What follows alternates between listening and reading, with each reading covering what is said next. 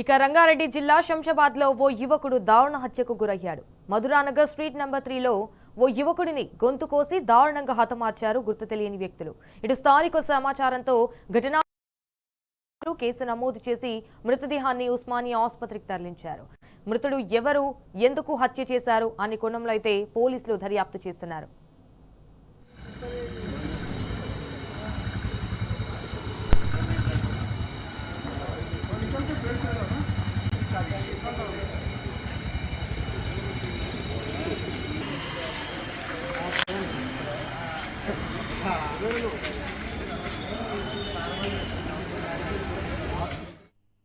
ఎనిమిది గంటల సమయంలో మా పోలీస్ స్టేషన్కి ఒక వ్యక్తి మధురా నగర్లో చనిపోయిన ఇన్ఫర్మేషన్ వచ్చింది.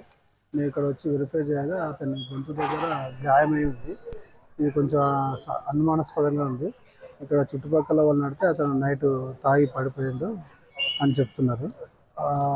దీని ప్రకారం ఈయన గొంతు మీద ఇంజరీ ప్రకారము ఈ చుట్టుపక్కల ఏదో పందులు బాగా దొరుకుతాయని చెప్తున్నారు. ఆ పందు వల్ల అయిందా గాయము, లేదంటే వేరే విధంగా అయిందా పోస్ట్ మార్టం తర్వాత ఇన్వెస్టిగేషన్లో పూర్తి వివరాలు తెలుస్తాయి. ఆ తర్వాత మీకు అప్డేట్ చేస్తాను.